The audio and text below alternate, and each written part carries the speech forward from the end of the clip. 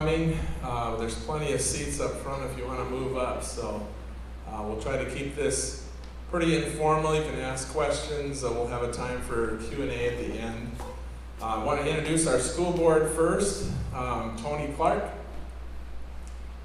Katie Hoffman, Lauren Bigler, Robin Gilbertson, Brent Miller, and Heather Hookman.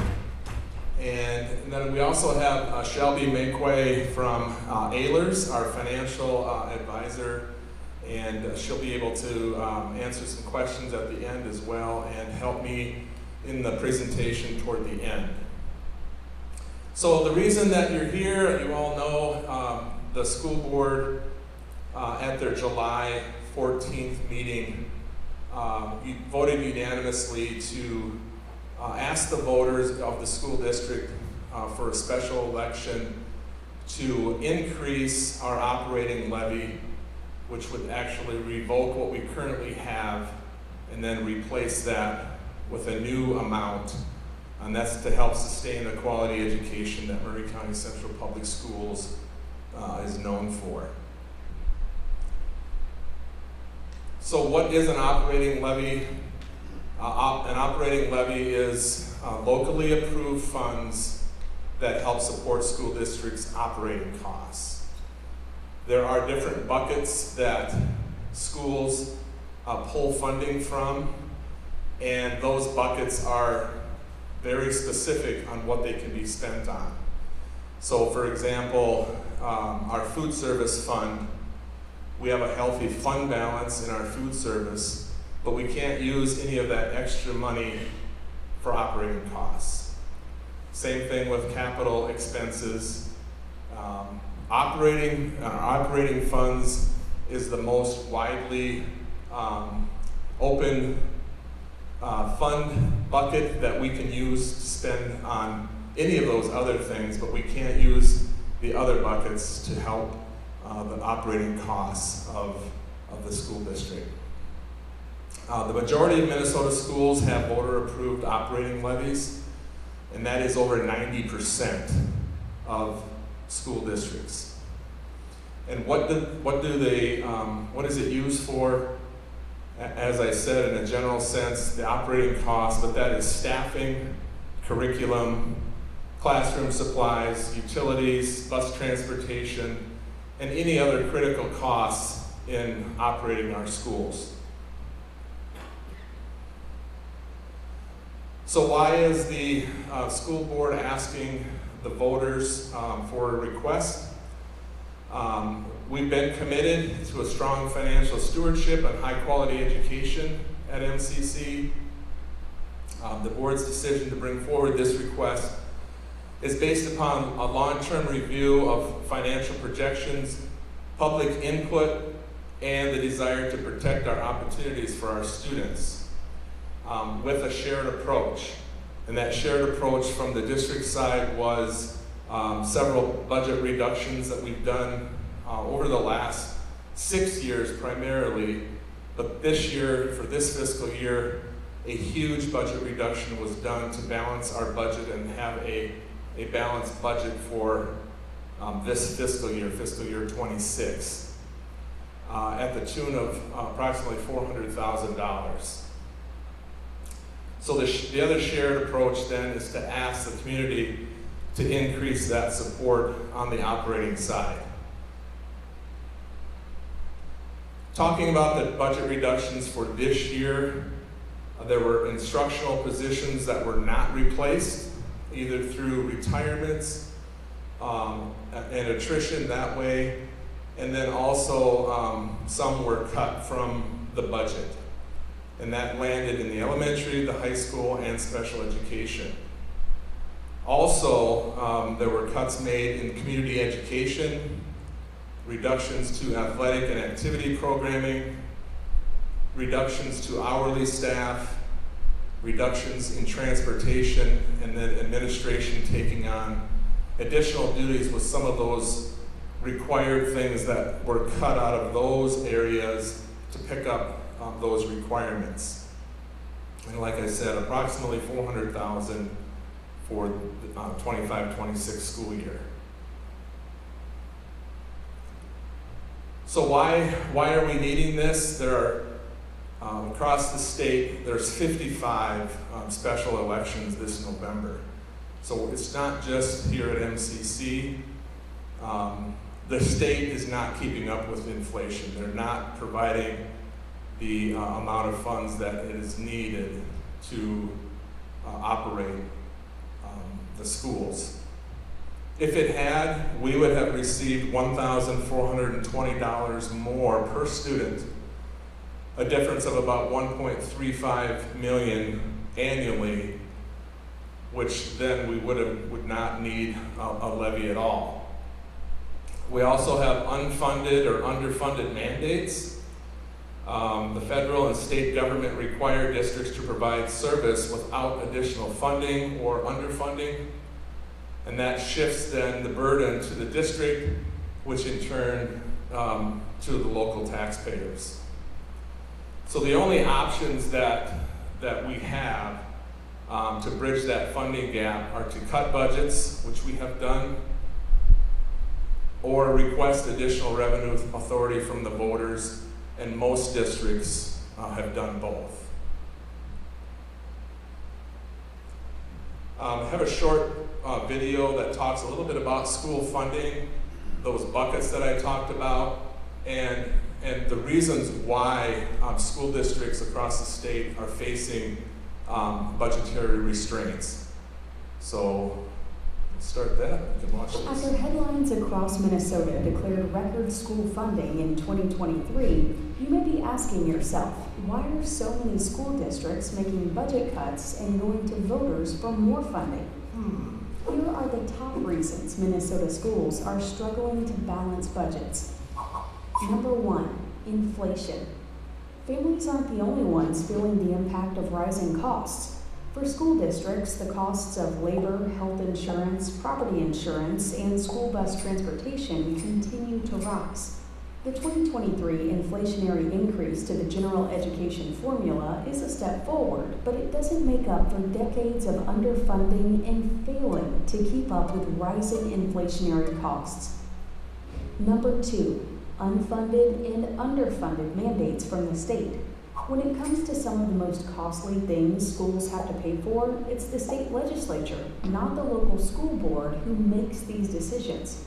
From implementing new instructional strategies to increasing curricular requirements to providing unemployment benefits, there are decisions made at the state level that local districts must follow. While the state may offer one-time funds to help pay for some new requirements, the ongoing costs are often the school district's responsibility. And number three, the changing role of schools in our communities. The needs of students are different than they were 10, 20, or 30 plus years ago. From mental health support for students, specialized learning assistance, family resources, and career programs to help meet workforce needs, schools have taken on additional responsibilities to meet the needs of their students and community. When you add rising safety needs, aging buildings and technology, and declining birth rates, it's clear why Minnesota districts struggle to balance their budgets. School funding is complex, with the majority of funding coming through the state in the form of general education aid.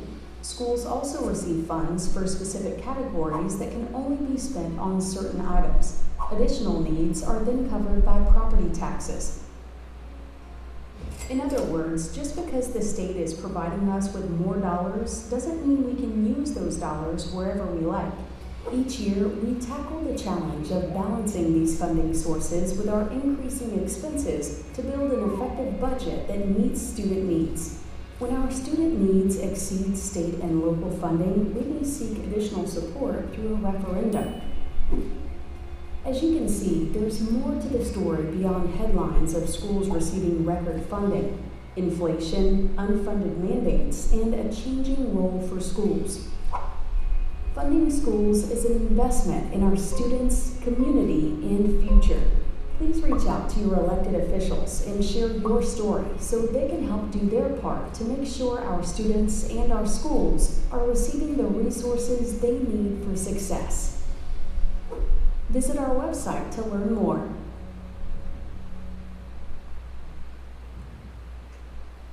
So as it talked about, and just to reiterate again, in 2023, you probably heard that, and this was widely publicized, that schools are receiving record amounts of money, but almost all of that was earmarked for certain things that schools had to spend it on, and very, very little of that was added to our general education aid, which is the biggest portion that falls into our operating costs and operating revenue. So there is a reliance on referendums. Since 2002 and 3, the state general education revenue formula has not kept up with the pace of inflation. This past year was the first year that there was an inflationary cost that guaranteed dollars going into the general ed formula.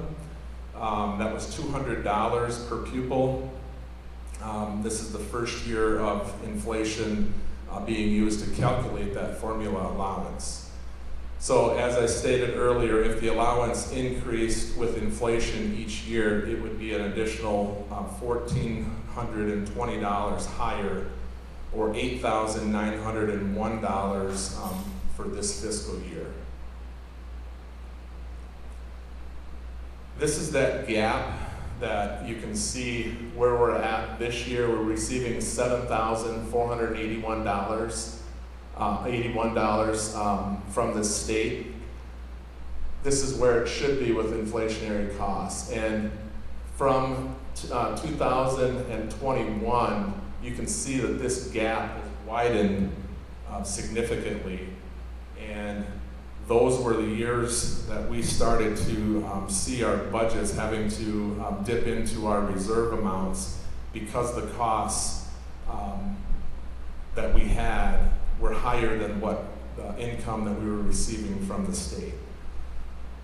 And again, this isn't just an MCC issue.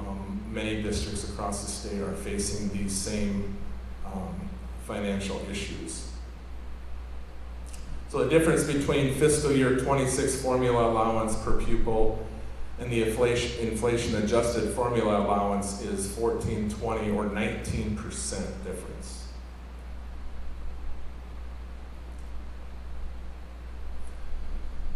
The last increase that we at MCC have had on our operating levy was in 2006.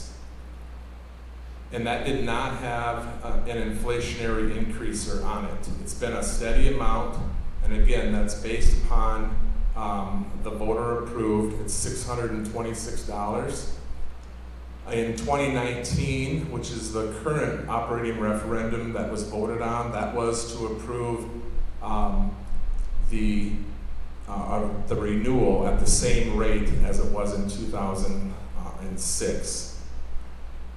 The 4-day school week application was denied by MDE. That was another avenue that the district looked at last year as a cost savings and a budgetary savings, but that was denied by MDE.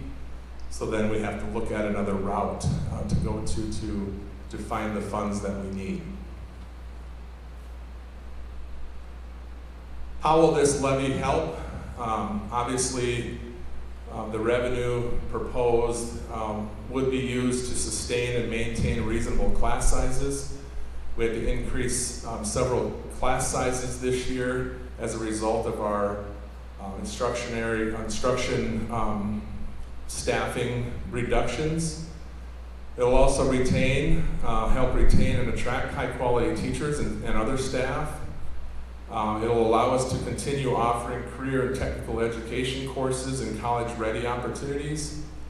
And then also it will help support and maintain strong academic, fine arts, athletics, and co-curricular opportunities for our students, which is an extension of the classroom. It is going to be a tax increase, and everyone wants to know what that impact will be.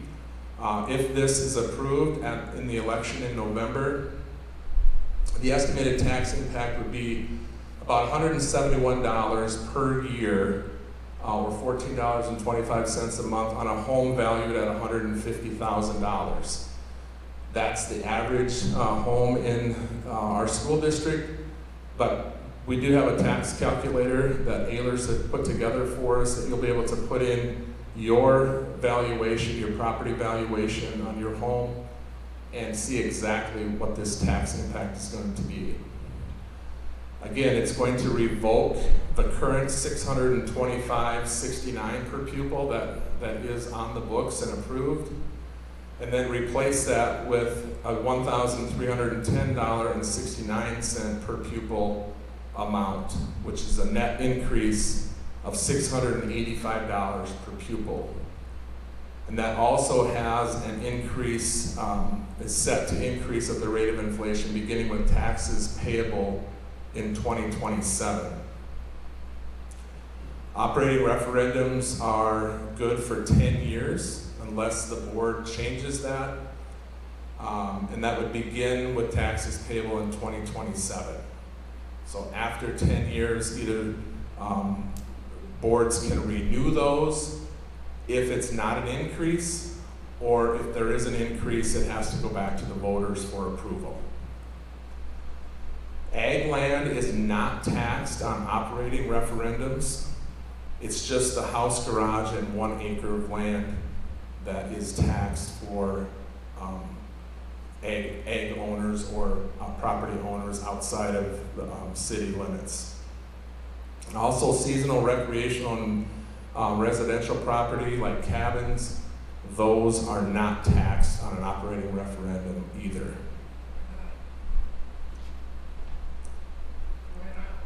Why not? I'll let Shelby.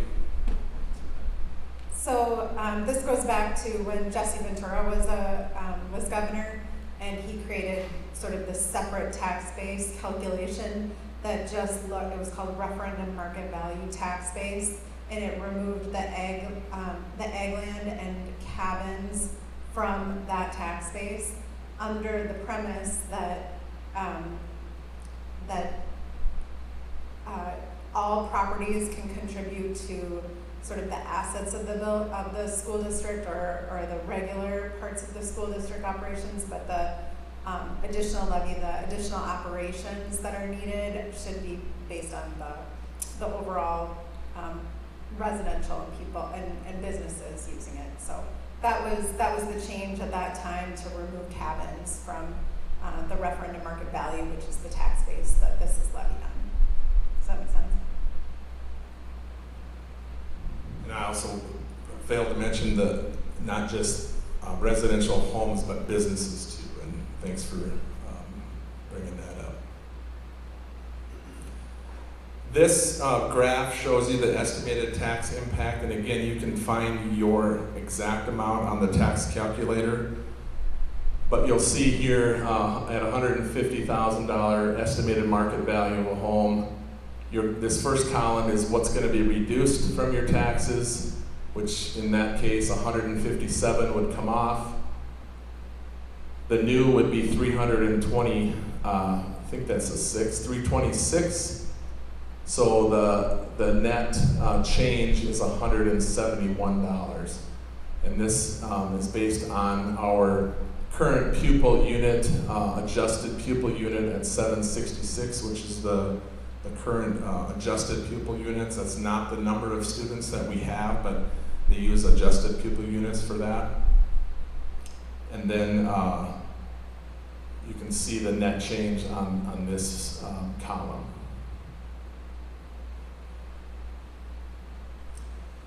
Here's the tax calculator that I was telling you about, and you'll find this on our website and I can show you exactly where to find that. So on our main page, this tab right here, Levy Election, November 4th, you can find the tax calculator and also a whole host of other information that we're going through tonight and some frequently asked questions.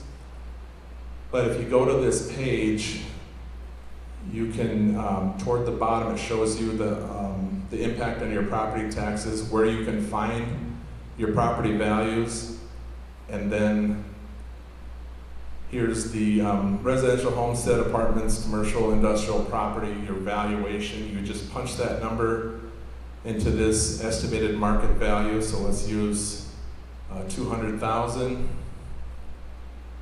You hit calculate, and it will show you that exact amount in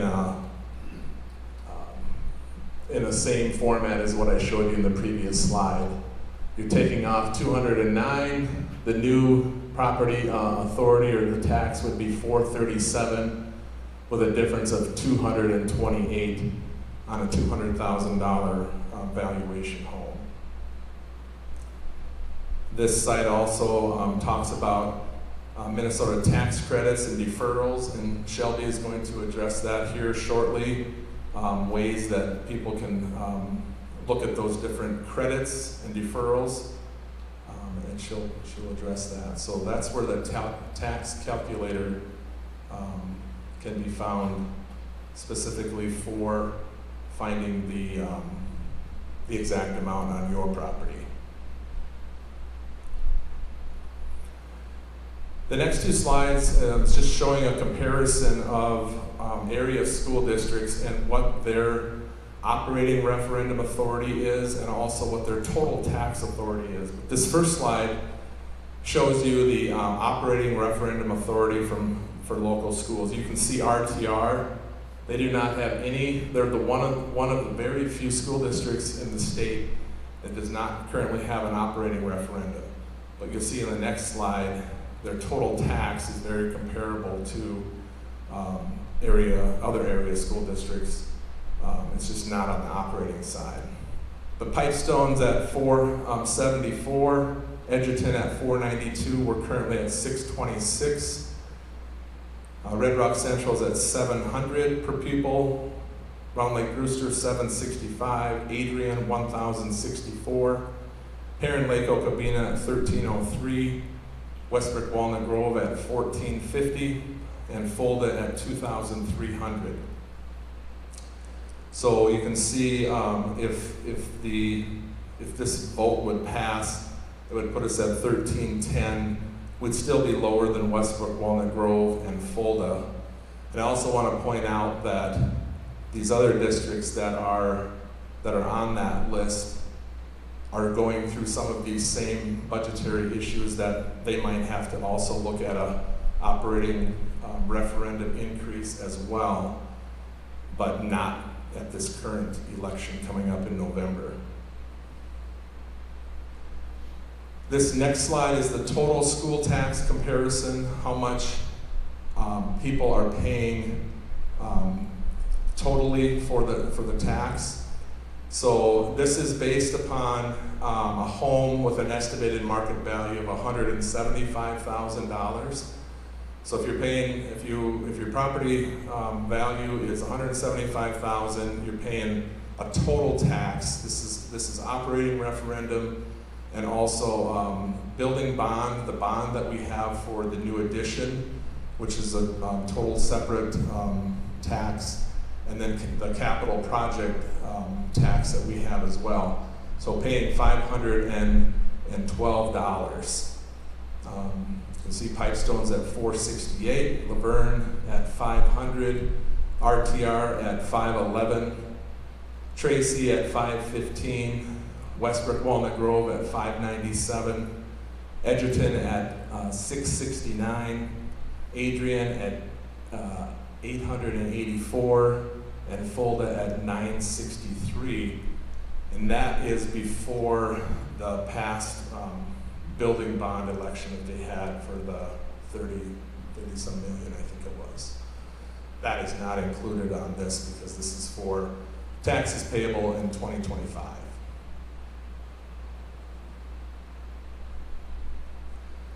So you might ask on this slide, what would that do? It'd be on 175,000. It's an extra $200, so that would put us at 712 for total tax on $175,000 property value. So what happens if the levy is not approved? We would definitely face additional budget cuts for FY27.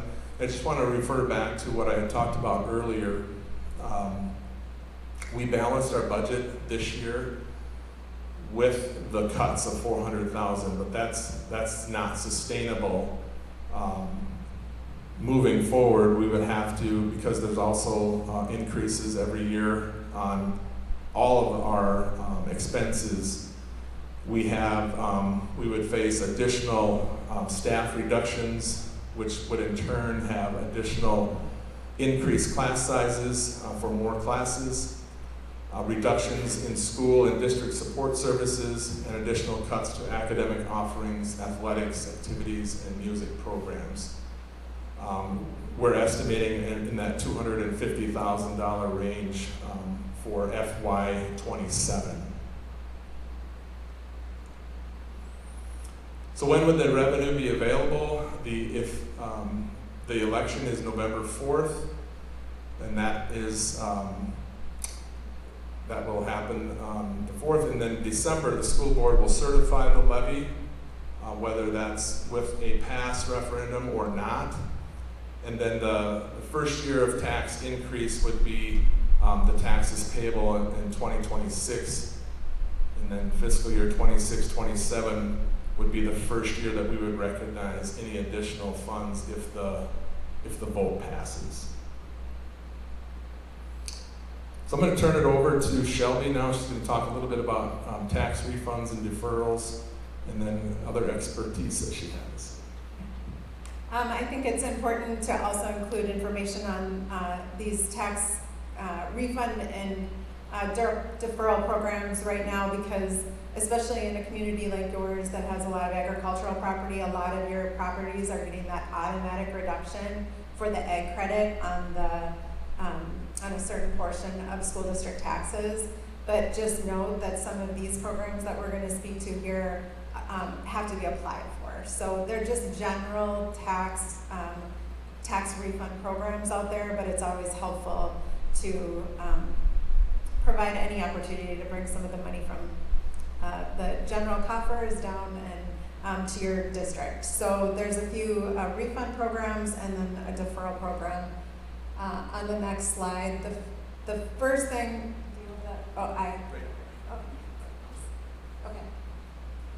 first and foremost, if you are homesteading your residence, that's sort of a checkbox with the county, so make sure that you're not just calling it your primary residence, but you're actually getting that homestead designation, and you'll be able to see that on your property tax statement. It'll say residential homestead.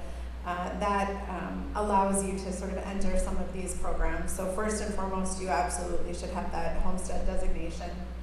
And then for certain property tax levels that you're paying in, depending on what you're paying in for your city, township, county, special taxing jurisdictions, and the school district, relative to your income, you could qualify for the homestead credit refund program. So this will also factor in, if this referendum were to pass, any increases could be offset by any additional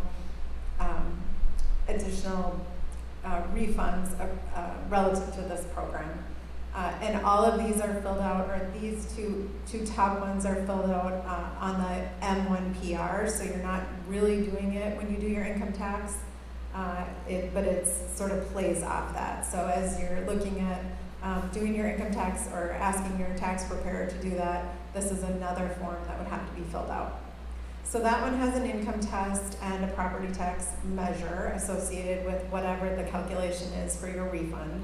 But there's a special property tax refund program that is allowable anytime you get a one-time increase that exceeds 12% or $100. So I think it's especially helpful when any of the school districts have referendums.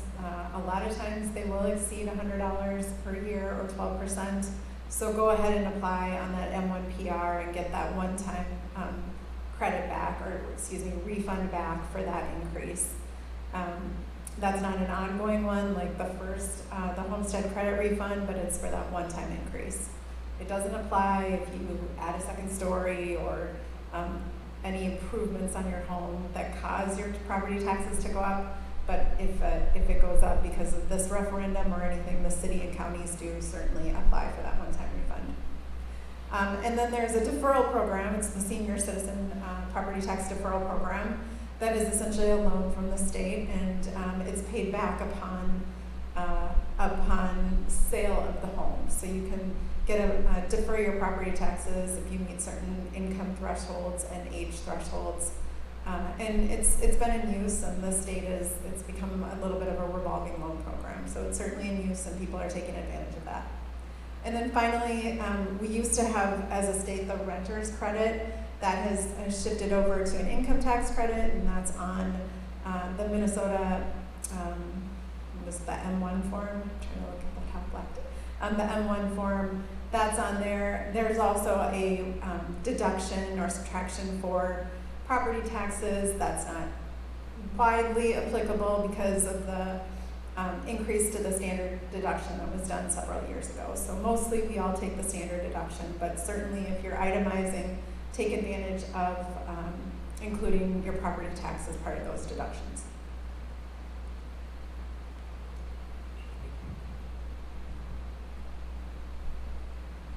So the ballot question that will be on the ballot in November is revoking the existing referendum revenue authorization and then approving new authorization. So you can read what that is, but basically the question at the bottom is, shall the existing referendum revenue authorization be revoked and the increase in the revenue proposed by the Board of Independent School District 2169 Minnesota be approved? And that again would be revoking the 2569, replacing with 131069 with a net increase in revenue of $685 per pupil, subject to any annual increase of the rate of inflation, and then it's good for 10 years.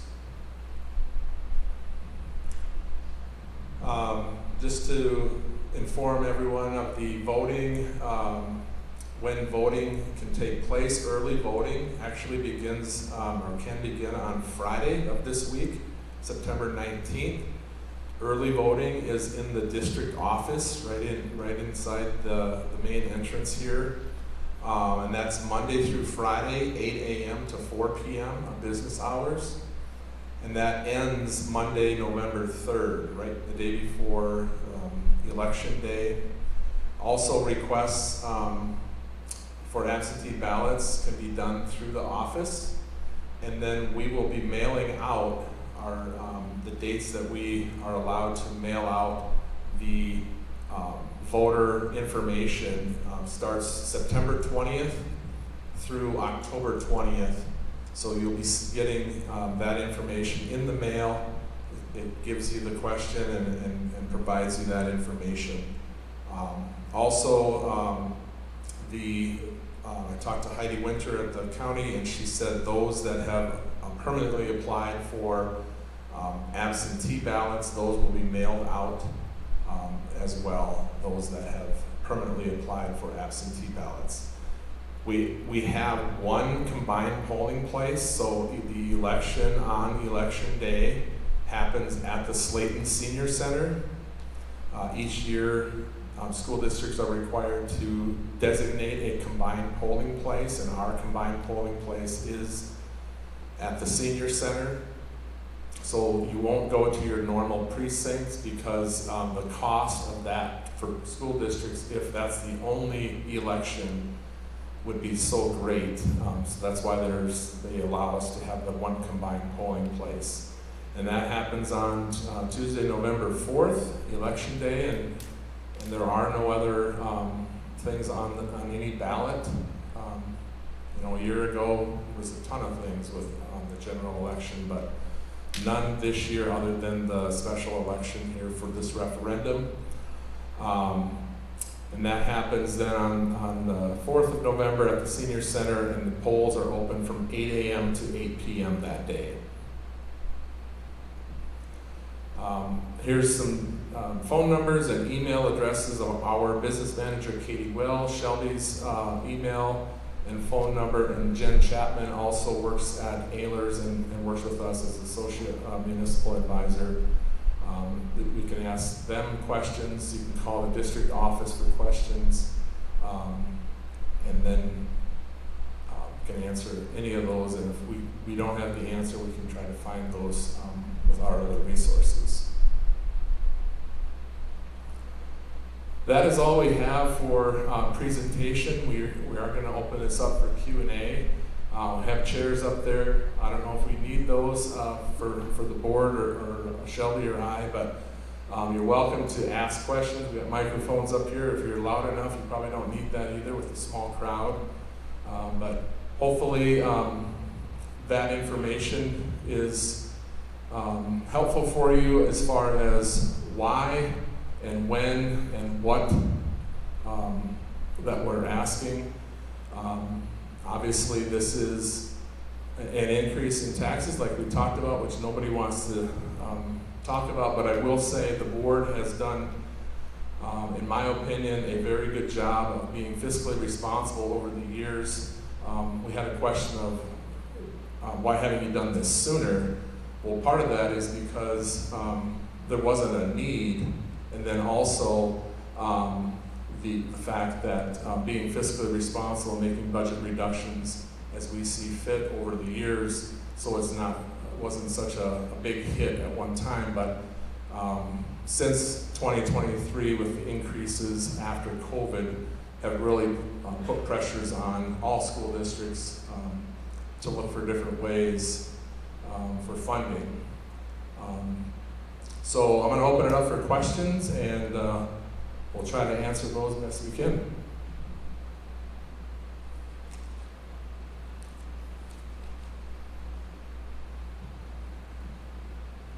Dave? Yes, you can. Yep, you can.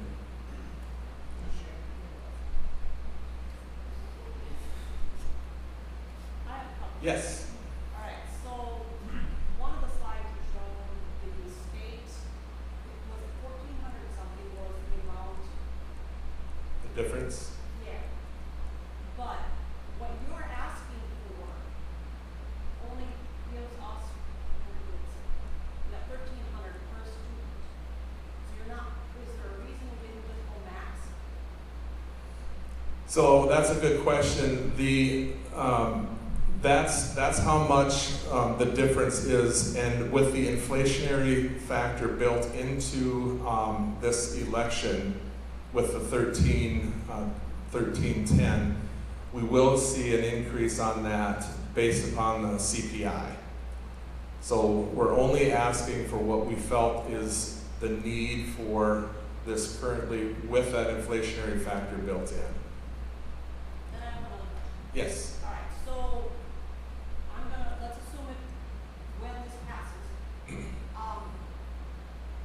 are you maintaining with the cuts that you've already made, or are you going to bring back staff, bring back things? Do you have a plan? Yeah, that's a good question. So the question is, if you didn't hear, if the election passes, would we bring back all of our cuts? I would say not probably all of them, because some of the cuts we've been able to absorb, but some of them we would. So for example, this year in our 4th grade class, we saw an increase. We have 2 sections. Normally we've had 3, but we saw an influx of students move in. We have 54 students in that section with 2, so that's 27 and 27. You know, we probably all grew up with class sizes like that, but as the video talked about, the changing roles and the change in needs of students has also increased.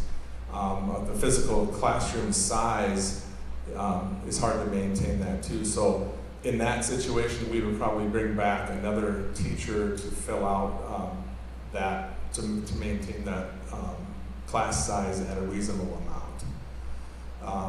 We found some other cuts that wouldn't be brought back. For example, with the addition of minutes per day, we were able to have the same number of instructional minutes, but reduce 5 instructional, I mean, they're not, the minutes are the same, but the days that the kids are in school would be less, so our transportation cost on savings on that would not be brought back. And then the hourly, some of the hourly staff, their hours increase because our days are longer with the number of days. So there's some savings there too that would be still maintained.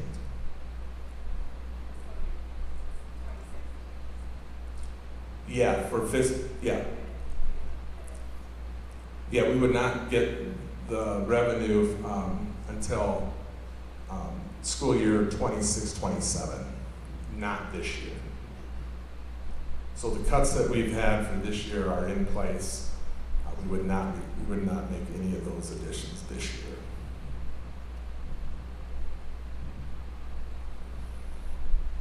That answer that? Okay.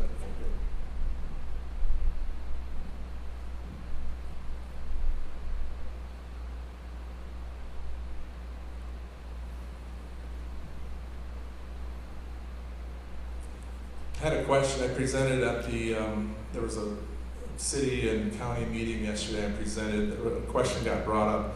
On my tax statement, I see 2 lines that say school, it's related to school. One is school voter and one is school other. So just to try to touch on that a little bit, the school voter is anything that's voter approved. The school other is, that includes the school levies that is set in state statute. They're set by the statutory levels and authorized by state law. So those are levies that are put on all taxpayers, like safe schools dollars, long-term facility maintenance dollars, lease levy, health and safety. Those are things that the state feels like those are absolutely necessary, that need to be taxed and have everyone pay on.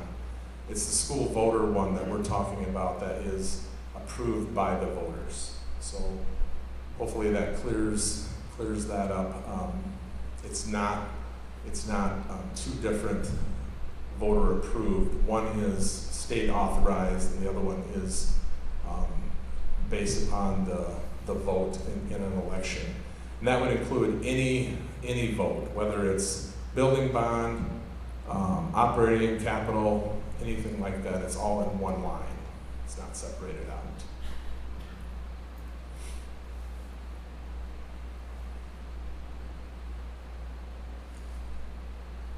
Any other questions? If not, we are going to have another community meeting October 22nd.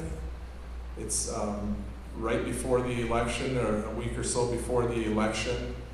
But we also want to offer up any opportunities that you have. You can call the district office, you can email, talk to any of our board members if you have specific questions, and we can try to answer those as we get closer to election day.